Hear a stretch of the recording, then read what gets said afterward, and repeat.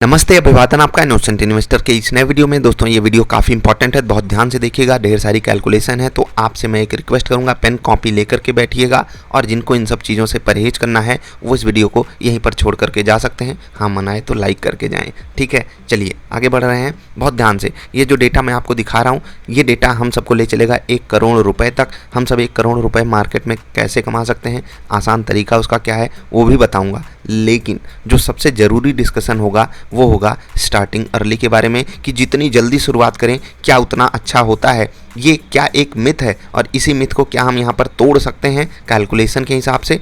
Exactly हमारे सामने data होगा और डेटा कभी गलत नहीं होना चाहिए, ठीक है। तो आप उससे बहुत कुछ डिकोड कर सकते हो। मतलब कि अगर डेटा आपके सामने जो भी है, अगर वो डेटा सही है तो आप उस चीज़ से काफ़ी कुछ डिकोड कर सकते हो, काफ़ी कुछ रियलाइज़ कर सकते हो, और जो गलतियाँ होती हैं उनको आप अवॉइड कर सकते हो, ठीक है। तो चलिए आगे बढ़ते हैं। यहाँ पर जो भी चीज़ें लिखी हुई हैं आई होप आपको थोड़ी बहुत समझ में आ रही हो, नहीं आ रही हैं मैं आपको समझा देता हूँ, ठीक है। हम स्टार्टिंग अर्ली के बारे में हमेशा बात करते हैं, ठीक है।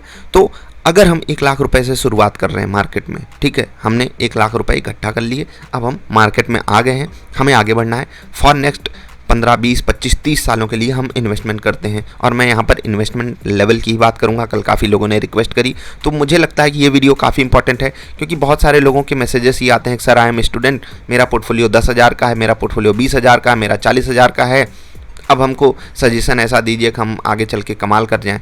तो मैं उनको जो सजेशन देना चाहता हूं कि आप किसी के बहकावे में मत आ जाओ कि कोई आपसे कह दिया कि स्टार्ट अर्ली तो आप 10,000 का पोर्टफोलियो, 15,000 का पोर्टफोलियो बना करके बैठे हो, ठीक। वो बनाना गलत नहीं है सीखने के पर्पज़ के लिए, लेकिन आप सोचो कि मैं इसी को फ्यूचर में लेकर के चलूँगा, वो गलत है। कैसे, मैं आपको समझा देता हूँ। रियल लाइफ में भी हम सब बहुत अच्छे तरीके से इसको हैंडल करते हैं। ऐसे समझिएगा कि जब आप 12th क्लास कर लेते हो तो उसके बाद भी आप जॉब कर सकते हो, लेकिन क्यों आपको नहीं करने दिया जाता कि अगर आपने ग्रेजुएशन कर लिया 3 साल 4 साल का, इवन आपने पीजी अगर कर लिया, तो आपके पास बेटर चांसेस होते हैं ज़्यादा सैलरी पाने के, ज़्यादा इनकम जनरेट करने के। तो इसलिए आपको वहाँ पर 2-3 साल के लिए रोक दिया जाता है कि अभी मत कमाने जाओ, थोड़ा इंतज़ार कर लो, कुछ एक्स्ट्रा सीख लो, कुछ एक्स्ट्रा स्किल्स आपके पास होनी चाहिए अच्छी इनकम जनरेट करने के लिए। इसीलिए ये बात आपसे बोली जाती है, ठीक है। बिल्कुल कॉमन फैक्ट है। यहाँ पर वैल्यू किस चीज़ की है, नॉलेज की। तो शुरुआत के 2-3 साल जब भी आपको रियलाइज़ हो मुझे इन्वेस्टमेंट करना है, चालू करना चाहिए, तो शुरुआत के 2-3 साल आपको क्या करना है, क्या करना है, लर्निंग करनी है, लर्निंग करनी है और लर्निंग करनी है।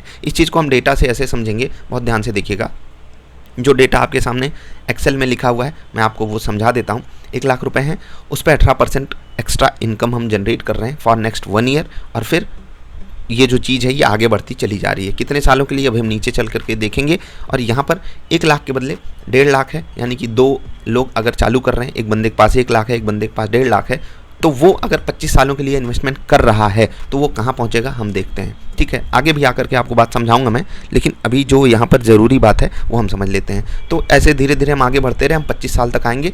तो यहाँ पर हमारे सामने जो पैसा होगा वो लिखा हुआ है, आप इसको पढ़ भी सकते हो। 25 सालों में 18% के CAGR के साथ आप 53 लाख रुपये बना लोगे, और 1.5 लाख पे वही रिटर्न जो बनेगा वो अप्रॉक्सीमेटली 80 लाख, यानी कि 79,66,351 रुपये बनेगा, ठीक है। ये बिल्कुल आसान सी कैलकुलेशन है। CAGR क्या होता है, कंपाउंडेड एनुअल ग्रोथ रेट, और जब भी कंपाउंड इंटरेस्ट लगता है कहीं पर भी तो ब्याज पे भी ब्याज मिलती है। स्टॉक मार्केट में जो भी आप इन्वेस्टमेंट करते हो या कहीं पर भी आप कोई भी इन्वेस्टमेंट करते हो वहाँ पर CAGR ही लगता है। क्यों? क्योंकि वहाँ पर जो रिटर्न होता है वो आपको कंपाउंड मिलता है, ठीक है। अब हमने जो दूसरी कैलकुलेशन करी है वो आपको ज़रूर समझाऊंगा। लेट्स से कि आप 1 लाख के बदले 1,15,000 से शुरू करते हो, ठीक है। यहाँ पर क्या फार्मूला लगा था आप यहाँ से देख भी सकते हो, ठीक है। हाँ, फार्मूला आपके सामने है। बाकी यहाँ पर आते हैं, यहाँ पर आप 1 लाख के बदले 1,15,000 से चालू करते हो, यानी कि 1 लाख आपने फिक्स कर दिया था फॉर 3 ईयर्स। FD आपने करा ली थी 5% की, 1,15,000 वो हो गया। 3 साल बाद आप चालू करते हो। हाँ, लेकिन यहाँ पर आपके पास स्किल ज़्यादा है, काबिलियत ज़्यादा है, तो आप 18 की जगह 21% रिटर्न लेट्स से की जनरेट कर लेते हो। आसान उतना नहीं है जितना हमको दिखाई दे रहा है चार्ट्स पर, एक्चुअली चार्ट्स पर नहीं, एक्सेल में। लेकिन अगर मार्केट खुद आपको 15, 16, 17, 18% का रिटर्न ऑटोमेटिकली दे रही है तो आप थोड़ा बहुत दिमाग लगा करके उससे 2-3% ज़्यादा नहीं जनरेट कर सकते, कर सकते हो, ठीक है, कर सकते हो।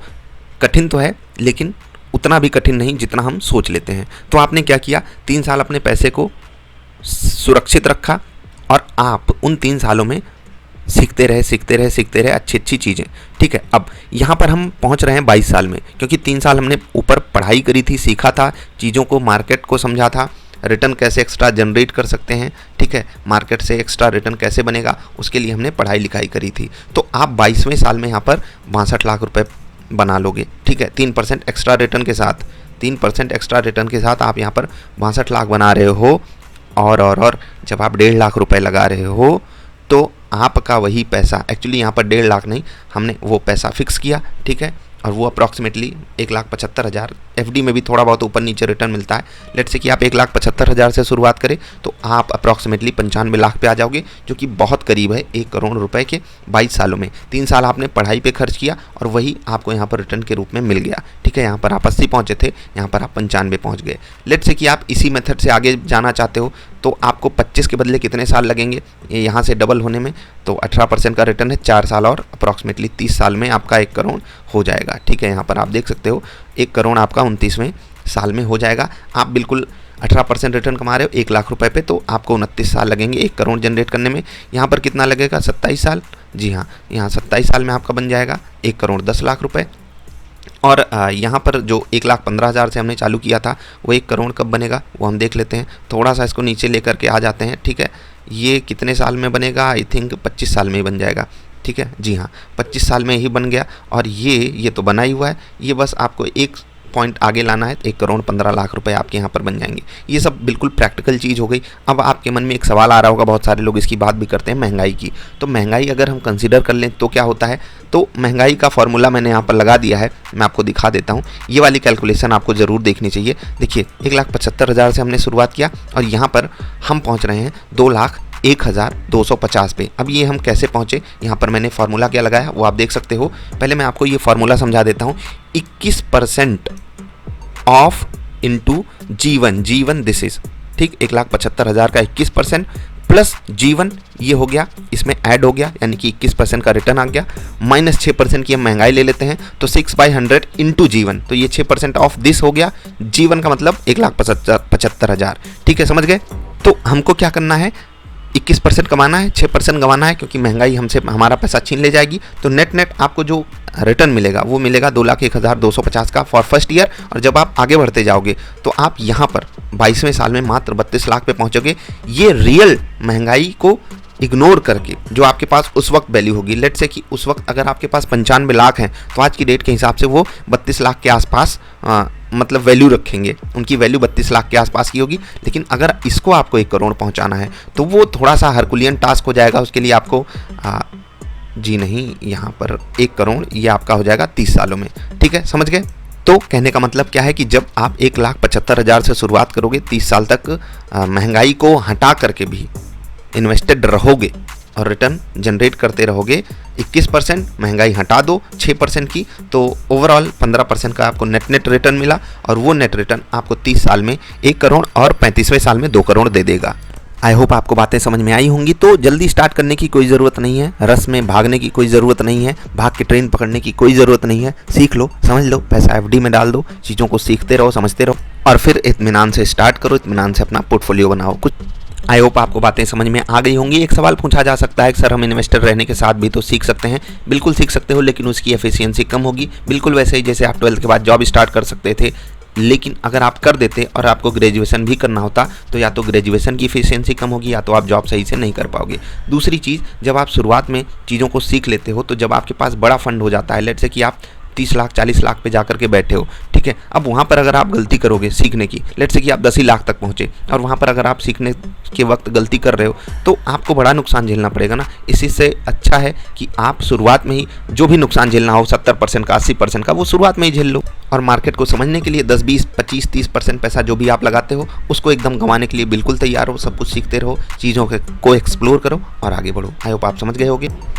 इस वीडियो से बहुत सारे क्वेश्चंस निकल करके आएंगे, तो आपके क्वेश्चंस का स्वागत है niftyindia.in@gmail.com पे। जो भी आपका सवाल होगा वो बनेगा पार्ट 2 में इसी वीडियो के। जो भी लोग सीरियस हों वो सवाल जरूर पूछेंगे और हम अभी आपसे विदा ले रहे हैं। वीडियो देखने के लिए आपका आभार। जल्दी मिलेंगे ढेर सारी अच्छी वाली वीडियोज़ में। नमस्कार।